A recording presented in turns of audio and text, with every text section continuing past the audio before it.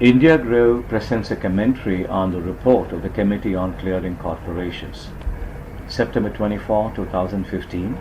My email is indiagrow@gmail.com. I am G. Ramachandran. This commentary draws attention to the report of the Committee on Clearing Corporations. The committee was chaired by Mr. K.V. Kamath. The committee was constituted by the Securities and Exchange Board of India, Sebi. This committee has recommended interoperability between clearing corporations. This is the committee's principal recommendation. You may find the committee's report here.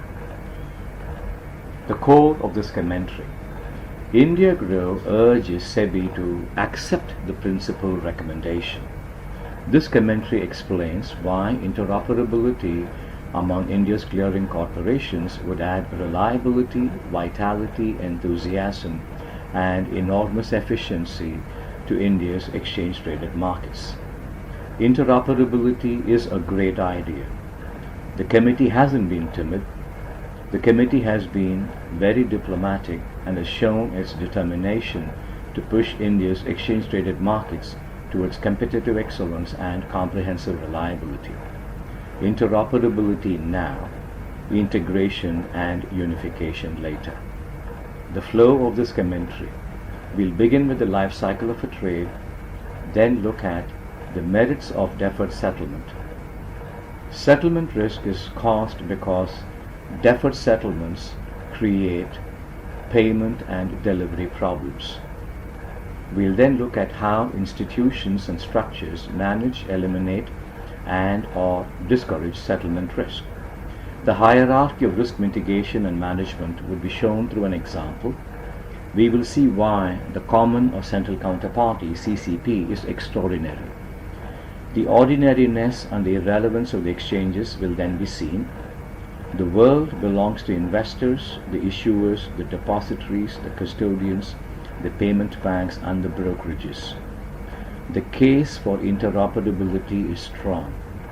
The case for integration and unification is stronger. This decision belongs to investors, the small and the towering institutional investors, the brokerages and the investment banks, the depositories and issuers, and the custodians and the payment banks. Life cycle of a trade. Orders from customers arrive at a brokerage. Trading follows. Trades create contracts between buyers and sellers. Clearing is a computational step that determines the obligations, who owes whom what, when, and where. Settling involves the fulfillment of the obligations. There's usually an asset flow on one side and there's a cash flow on the other. Ownership. Settlement causes the ownership of an asset or a position. Ownership and ownership changes are recorded by the depositories and the custodians. Depositories serve issuers, custodians serve investors. Deferred settlement, the merits. If every trade had to be settled instantaneously, investors would cause horrendous traffic jams along the physical and electronic pathways. Trade-by-trade settlement causes unnecessary and redundant movement of assets and money. Consider an example. Mary sells 100 shares of Google at $628. Tom is the buyer.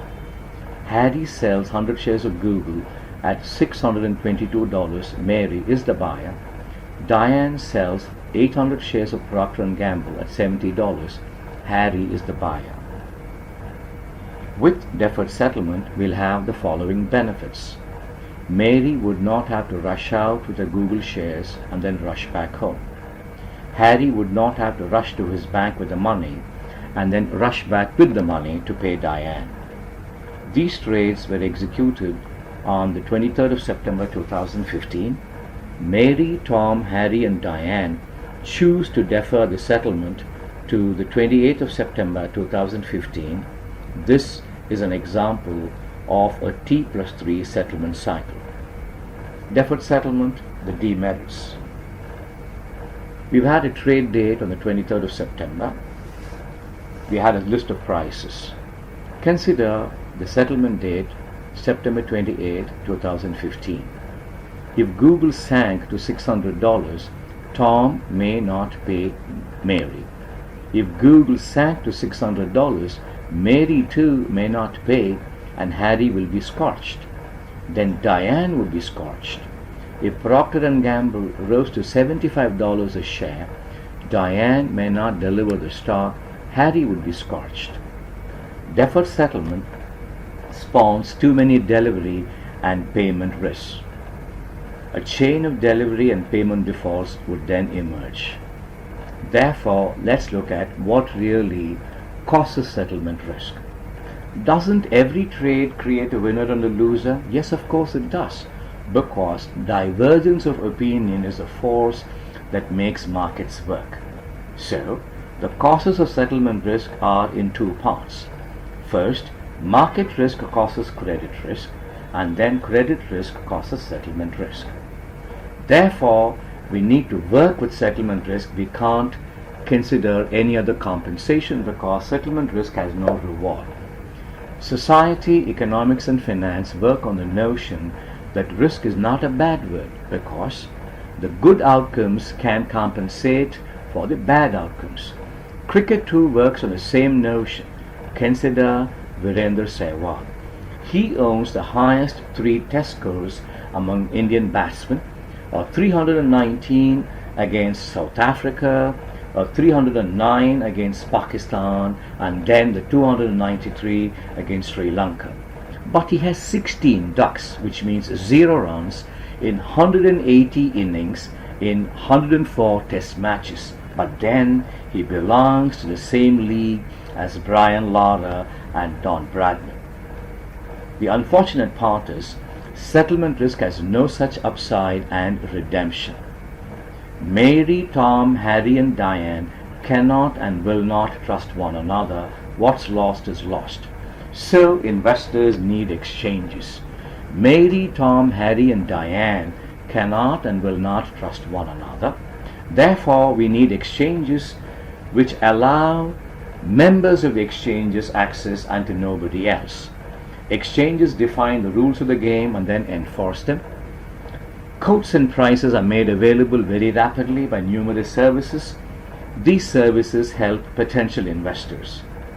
Members of exchanges are the gateways that enable Mary, Tom, Harry and Diane to trade with one another. The exchanges are merely the platforms. They bring together the orders of Mary, Tom, Harry and Diane. These orders are pushed into, say, the order matching engines of the exchanges by their members. But Mary, Tom, Harry and Diane are neither members of the exchange nor are they customers of the exchanges. Let's see the second part. Members now need a central counterparty. That's because members of the exchange may not trust one another. The exchanges have 2 choices. They could perform all the tasks related to clearing and settlement by creating CCPs, or they could take charge of clearing and settlement but outsource these services. Collective compression and management of default risk is made possible by a central or common counterparty, the CCP. The CCP enables netting and setting off. In the context of the clearing corporations, margin rules are uniform across market participants, but however, they may vary across products. Greater the volatility of a product's price, greater of course would be the margin. The exchange in none of these cases is a counterparty to the CCP because it always has a 0 net position with every trade and at the end of every trade. Therefore, the CCP serves the members that are counterparties to the common counterparty. What are the services of the CCP then? The exchange and its CCP know their members. The exchange and its CCP can and will assess the creditworthiness and track record of their members. However, the exchange and its CCP do not know Mary, Harry, Tom and Diane. The exchange and its CCP never get a chance to assess the creditworthiness and track records of Mary, Harry, Tom and Diane. Hence, the CCP does not serve Mary, Tom, Harry and Diane. The CCP serves the members that are counterparties to the CCP. Hence, members bear the risk that Mary, Tom, Harry or Diane could default, since the CCP does not know who they are. Here is my advice that's worth at least 1 cent. Default risk should be managed at the earliest and the lowest levels of incidence. Here's a hierarchy of risk mitigation. The default risk of Mary, Harry, Tom and Diane is borne by the members that bring their orders to the market. Hence, the default risk of Mary, Harry, Tom and Diane is managed by the members that bring their orders to the market. That's very clear. The default risk of the members that belong to the CCP is borne by the CCP. Hence, the default risk of the members that belong to the hub and spoke system set up by the clearing corporation is managed by the clearing corporation. The exchange, let's recall, has a net zero position. The exchange does not produce any service related to risk mitigation. The exchange does not consume any service related to risk mitigation. The exchange, therefore, is no longer a component of the system at whose center the CCP sits. Here's an example. I have 5 stocks: Google, Procter & Gamble, Apple, General Electric and Microsoft. I have 2 exchanges, the NASDAQ and the New York Stock Exchange. Here are my customers: Tom, Mary, Harry, Diane, Pete, Kathy and Aaron. I've quite on purpose presented an example that does not involve India's BSE and the NSE. These are NASDAQ trades, these are NYSE trades. The brokerages here are Charles Schwab, Dane Rauscher and Scottrade. Here is what Sebi should do. Task 1. Clear and settle the NASDAQ trades separately. Task 2. Clear and settle the NYSE trades separately. And finally, Task 3. Clear and settle the NASDAQ and the NYSE trades after completely ignoring the NASDAQ and the NYSE. These tasks will require settlement of, first, 1 or more of the 5 stocks and then the US dollars. Task number 1, the NASDAQ dollars. What I have is a hub and spoke system with CCP1 serving NASDAQ. I have the 3 brokerages: Charles Schwab, Dane Rauscher and Scottrade. In turn, there are pay-ins and payouts from and to Tom and Diane in the context of Charles Schwab. The same applies in the context of Dane Rauscher, with Mary, Kathy and Aaron having payments and receipts and therefore their net payments. I also have Harry and Pete have their net in the context of Scottrade. As a consequence, Charles Schwab will pay CCP1 $62,800. From this receipt, CCP1 will pay Dane Rauscher $23,600 and $39,200 to Scottrade. Notice that $62,800 is a sum of $23,600 and $39,200. I repeat this in the context of NYSE dollars. In this example, I don't have Dane Rauscher, and what we now have is a payout by Scottrade to CCP2. CCP2 is a common counterparty serving the New York Stock Exchange or NYSE, and then CCP2 makes a payment of $31,000 to Charles Schwab. I then combine the NASDAQ trades and the NYSE trades by creating a super CCP or the super CCP in the middle, and then the three brokerages, Charles Schwab, Dane Rauscher, and Scottrade. Notice now that the magnitude of the dollar flows is indeed small. Let's see what happens here. We have a pay-in by Charles Schwab to the magnitude of $31,800. There are two payouts. The super CCP pays $23,600 to Dane Rauscher and $8,200 to Scottrade.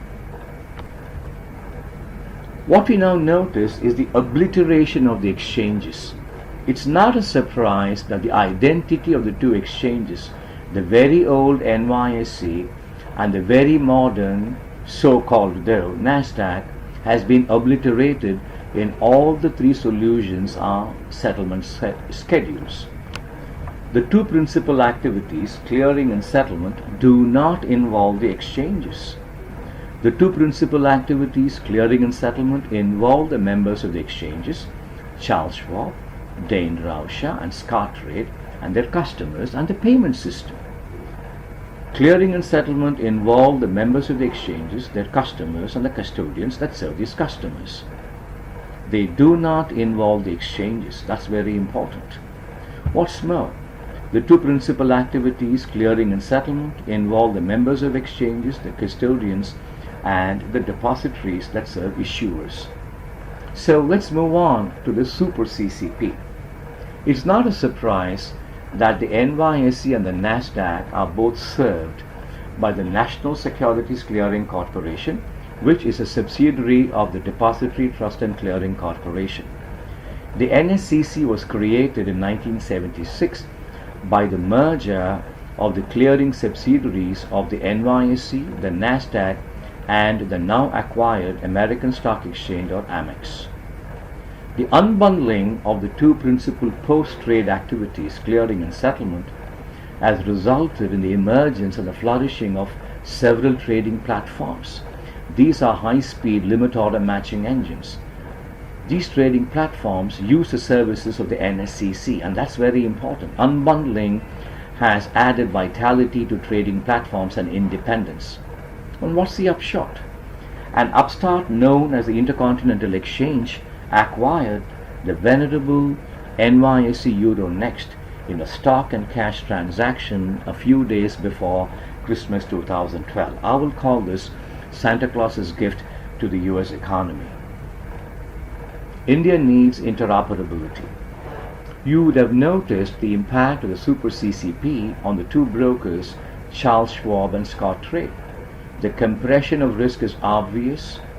This makes it easy for the members to comply with margin requirements without any dilution and with the utmost efficiency. The impact of the regulator is wholly obvious. There's regulatory ease in the context of proactive and preemptive risk containment. And consider this, the merger of Sebi and the Forward Markets Commission would serve its purpose when interoperability provides a 360-degree view of the markets to the regulator and the participants. This would also cause an enormous reduction in operations risk at every level and at every institution. We will then say goodbye to patching and the innumerable reconciliations. The idea of a super CCP could crush organizational egos in India. Therefore, I think interoperability is the closest we can get in these circumstances. India needs interoperability right away, since stocks traded on the BSE are also traded on the NSE and of course vice versa. The impact on collateral management would also be very, very significant because depositories and custodians would have to work without the unreliable reconciliations. They'll have a lot more unified reconciliations and data flows. What should Sebi do? Sebi should consult India's issuers, investors, depositories, custodians, payment banks, and owners of the payment system, and the brokerages, of course. These are the institutions that have a stake in interoperability, and perhaps they're the only ones that have a stake in interoperability. Interoperability is a first step towards integration of clearing and settlement in India. The Kamath Committee deserves a round of applause. indiagrow@gmail.com. Keep turning in the right direction. Keep turning. I repeat this, indiagrow@gmail.com. Keep turning in the right direction. Keep turning.